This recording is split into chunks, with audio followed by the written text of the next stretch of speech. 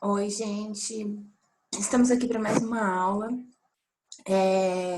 Hoje a gente vai falar, continuando, né, o assunto de vírus, hoje a gente vai falar um pouquinho sobre esse vírus que está afetando tanto a vida da gente. Eu sei que vocês não aguentam mais falar sobre isso, mas a gente precisa comentar sobre o SARS-CoV-2, né? Esse é realmente o nome do vírus. Todo mundo fala coronavírus ou novo coronavírus, mas o nome do vírus é SARS-CoV-2. E por que é tão importante a gente comentar sobre isso? Como eu já comentei nas outras aulas com vocês, existe uma grande probabilidade desse assunto ser cobrado em provas, né? No Enem ou nos vestibulares. A gente nunca tem certeza o que vai cair. Muitas vezes a gente fala, vai pedir esse assunto. E não é pedido como a gente esperava. Mas, né, devido a toda essa mobilidade que esse vírus tem causado, existe uma grande chance de vir cobrado sobre esse assunto de diferentes maneiras, tá? Então vamos começar pelo nome, né? SARS-CoV-2. O que significa SARS? Significa Síndrome Respiratória Aguda Grave, tá? Daí vem esse nome, SARS. CoV vem da família desse vírus, né? Que é de coronavírus. Essa é a família do vírus. Essa família desse vírus tem mais de 40 vírus, tá? Conhecidos até o momento. Dentre desses 40 tipos, né? 7 deles já infectaram humanos, tá? 7 são conhecidos que já houve infecção em humanos. E dois, porque a gente já teve uma infecção que causou um problema grave em 2003, lá na China, tá? E chamou-se de SARS-CoV-1. Também causou uma síndrome respiratória aguda grave, também causada por um coronavírus, então recebeu o nome de SARS-CoV-1, tá? Vamos falar primeiramente sobre a estrutura desse vírus. Óbvio que tudo que a gente vai falar hoje sobre esses vírus, algumas coisas podem ainda, até o decorrer do ano, né, até o fim do ano, algumas coisas podem mudar. Por quê? Tudo que a gente fala sobre o coronavírus hoje é novo, né? É algo que a gente está descobrindo agora. Mas o que já se sabe sobre a estrutura desse vírus, né? Sabe-se que eles são um tipo de vírus envelopados, tá? Então eles apresentam aquele envelope viral. O que encontra-se nesse envelope viral? Então, existem proteínas nesse envelope, aonde a principal proteína aí, que é a mais falada, é a tal da proteína S ou proteína spike. Na figura de vocês aí, vocês vão estar vendo como se fossem uns ganchinhos cor-de-rosa. Qual a função dessa proteína spike? Essa proteína spike é a que vai ser reconhecida pelo hospedeiro, tá? Para que essa célula consiga infectar o hospedeiro, tá? Então, essa é a principal proteína aí que a gente tem. Existem outras proteínas estruturais, tá? Aí a gente tem aquela estrutura normal do vírus, um capsídeo e o ácido nucleico. Qual ácido nucleico que esse vírus tem? A gente já comentou sobre os diferentes tipos de ácido nucleico. O coronavírus, ele tem um ácido nucleico formado por RNA de fita positiva.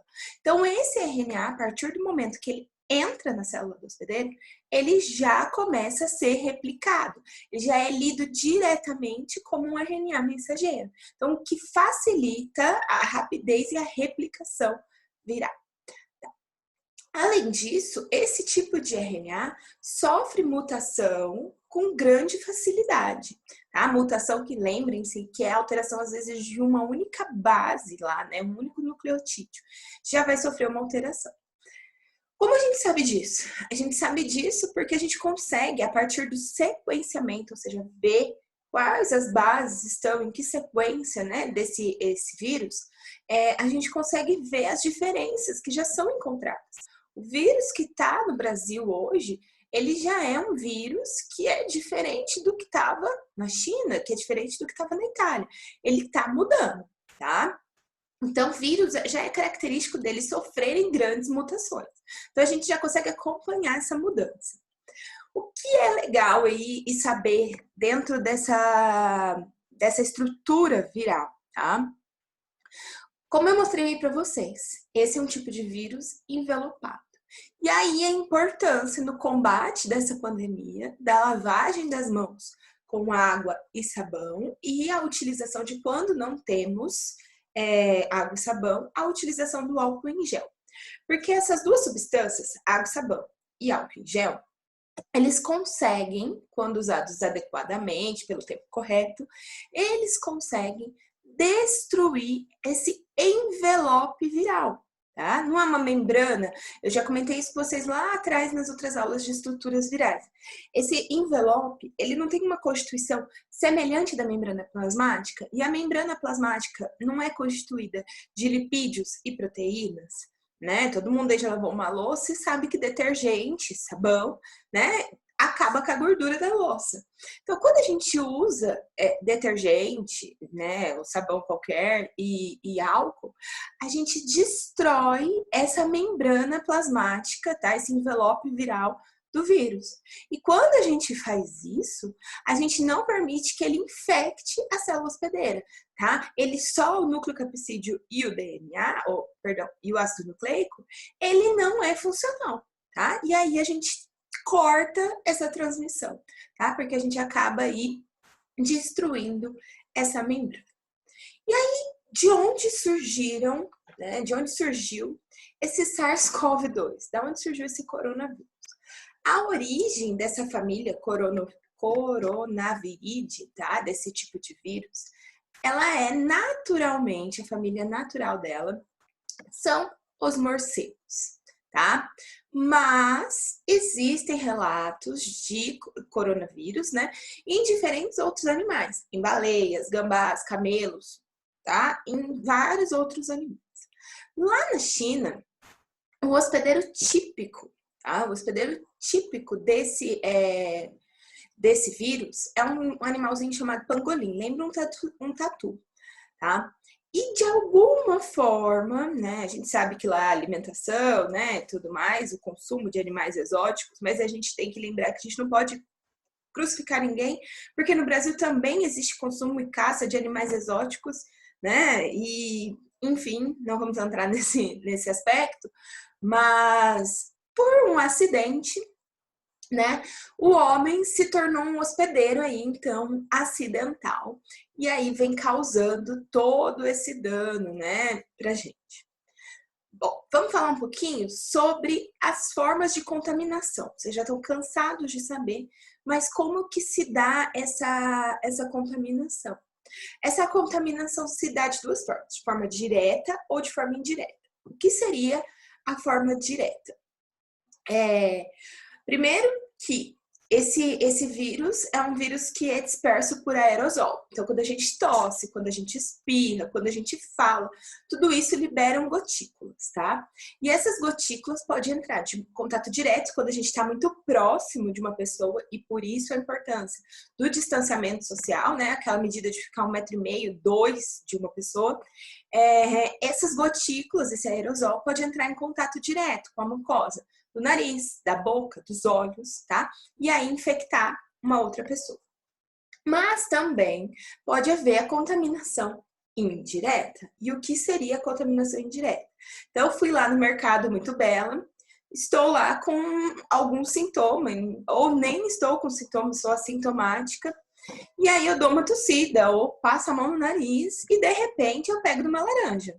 Quando eu pego na laranja, eu deixo ali uma carga viral, uma quantidade de vírus. Só que eu escolho, né? Todo mundo vai no mercado e faz isso. Aperta lá uma fruta, outra, eu pego um pacote, deixa, pega outro. Vem uma próxima pessoa e essa pessoa entra em contato com esse vírus que eu deixei ali. E depois ela passa a mão na boca, passa a mão no nariz, né? É normal isso, a gente acaba fazendo muito mais do que deveria isso. E aí essa pessoa se contamina. Então, o problema desse vírus é que ele tem uma grande contaminação, uma facilidade de contaminar muito grande, né? Além do aerosol, ele fica nas superfícies por um tempo. Então, isso aí é um grande problema, né? É o maior problema, a alta transmissibilidade desse vírus. Em relação à infecção, né? O que causa esse coronavírus? O que ele até ataca? Como vocês já estão cansados de ouvir, ele ataca o trato respiratório. Tanto o trato respiratório superior, então nariz, boca, né? Quanto o trato respiratório inferior. E aí que tá o problema, tá? Quando teve aquela epidemia de SARS-CoV-1 na China, em 2003, esse tipo de vírus do SARS-CoV-1, ele atacava mais o trato inferior. É mais grave quando a infecção ocorre no trato inferior? Leva a pneumonia e tudo mais, tá? Beleza. Só que quando você está infectado, seu pulmão é onde está a maior carga viral, é mais difícil de transmitir esse vírus, né? Porque um aspirado lá do pulmão para sair pela sua boca, né? Você tem que estar num estágio muito avançado da doença. No SARS-CoV-1, né, que é esse que a gente está passando pelo surto agora, que causa, né, a doença chamada de Covid-19, a gente tem essa facilidade de transmissão porque ele também ataca as vias superiores. Então, a princípio, quando ocorre a primeira infestação, ele infesta primeiro o fundo da garganta e do nariz. E aí, quando ele tá ali, a gente dá qualquer espirro, a gente fala e a gente já tá transmitindo esse vírus, né? Então, essa é o grande problema. E por que esse vírus aí, ele pode levar ao óbito, né? Por quê? Porque quando ele tá lá no pulmão, lá no trato inferior, ele acomete o nosso pulmão, ele vai causar uma inflamação desse pulmão. E essa inflamação, ela vai acontecer que vão muitas células para lá, células de defesa do nosso organismo, vai mais sangue, aumenta a temperatura do nosso corpo, e por isso a gente começa a apresentar febre muitas vezes, né? Aumenta a quantidade de líquidos no pulmão. E quando aumenta a quantidade de líquidos no pulmão, né? Tudo isso causa aí aquela pneumonia conhecida. A gente tem um problema para que ocorram as trocas gasosas no pulmão. E essa troca gasosa, onde é invertido, né, a quantidade, o oxigênio que entra pelas vias aéreas vai para o sangue e o gás carbônico que estava ali no sangue volta, né, para as vias aéreas para ser exalado na expiração, né? Essa troca gasosa que é chamada de hematose, ela fica dificultada, tá? E aí falta oxigênio no nosso corpo. Sem oxigênio no nosso corpo, a gente não consegue fazer aquele processo que é chamado de respiração celular e que é o que vai ser necessário para formar o ATP, a energia vital para o nosso corpo. O que acontece também é que muitas das vezes ocorre não só essa infecção pelo vírus, mas a pessoa fica numa debilidade tão grande que ocorrem outras infecções oportunistas, né? Bactérias e tudo mais. Então, é muito difícil o combate em relação a esse vírus. Ele fica só no pulmão? Bom, ainda que, como eu disse, tudo pode mudar, mas eles já viram esse vírus indo para estômago, intestino, tá? Para a corrente sanguínea, e já existem alguns trabalhos dele infectando o sistema nervoso, tá? Então, ainda tudo é muito novo. Sabe-se que em torno de 80% das pessoas podem ser assintomáticas, ou seja, não apresentar nenhum sintoma, tá?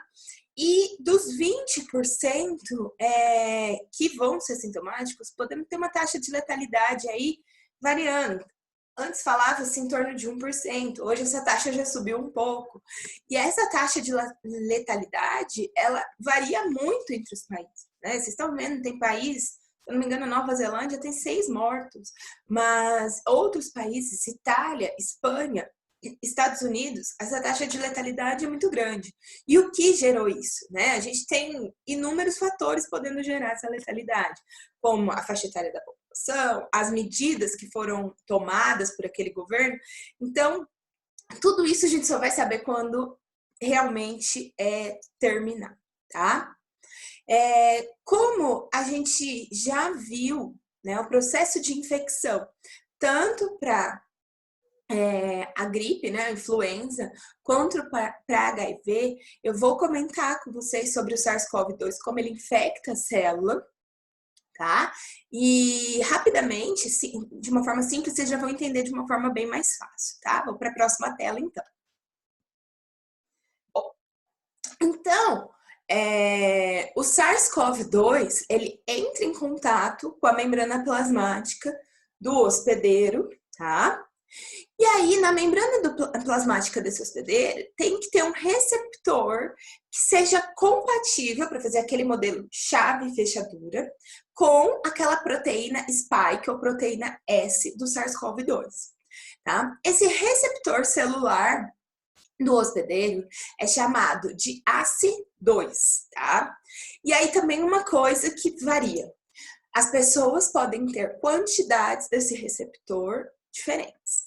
Algumas pessoas, por alguns medicamentos que elas tomam, ou enfim, a própria genética, podem ter uma quantidade maior desse receptor e aí serem mais suscetíveis à entrada do SARS-CoV-2, tá? Como que esse vírus entra na célula? Ele é endocitado. Lembra que a gente viu também esses processos de infecção? Ele é endocitado. Então, ele é jogado para dentro inteirinho lá. O que acontece? Já falei para vocês que o SARS-CoV-2 ele é um vírus de RNA de fita positiva. Entrando dentro da célula, esse RNA, que já funciona como um RNA mensageiro, esse RNA viral, ele já pode começar a ser traduzido e transcrito. Vamos lá. Primeiramente, o que vai acontecer? A partir dessa uma fita que entrou, tem que ser produzidas várias outras fitas de RNA, né? Então, ele é replicado, correto? Replicação viral. Ou seja, são formadas cópias desse RNA. Para quê? Para formar novos vírus. Eu preciso de novas fitas de RNA para formar os novos vírus. Então, a primeira coisa é replicar em RNA igualzinho para formar um novo vírus. Além disso, eu replico em pequenas cópias, onde eu vou ter informação necessária para traduzir, né, nas proteínas que eu preciso para formar o vírus, para formar o núcleo capsídeo, para formar a membrana, para formar o envelope, para fazer aquelas proteínas spike. E esses RNAs que contêm essa informação são então traduzidos, passado a informação do RNA, né, para a formação de uma proteína. Aonde ocorre a tradução? Né? A tradução a gente já viu, né? A síntese de proteínas, ela ocorre nos ribossomos. Então, tanto lá no retículo endoplasmático rugoso, quanto nos ribossomos livres das células, eles vão ser utilizados a todo vapor para formar essas proteínas. E aí, então, tudo isso que foi produzido por essa célula hospedeira, né? Ele é utilizado para formar, tá? Um novo vírus. E aí ele sai dessa célula, podendo levar à morte dessa célula ou não, e essa célula ser reinfectada novamente. A partir de um coronavírus, a gente pode ter a formação de 100 mil novos coronavírus. Por isso essa evolução tão rápida do quadro da doença, tá? Então, prestem atenção, quem ainda tiver dúvida, qualquer coisa, me procura ou procurem ler, né? Tudo isso ainda é muito novo, pode ser que haja mudanças, né? Até o final do ano, principalmente em relação a essas taxas de letalidade, os tecidos que são realmente atingidos por esse coronavírus, a forma de reconhecimento celular, pode ser que tenha mudança? Pode. Se tiver, a gente volta a comentar tudo sobre isso. Porque ainda são coisas novas, a gente está descobrindo, né? A pesquisa em relação aos coronavírus está a todo vapor. Tudo pode acontecer aí até o fim do ano, tá? Então, na próxima aula a gente vai falar sobre infecções virais, tá?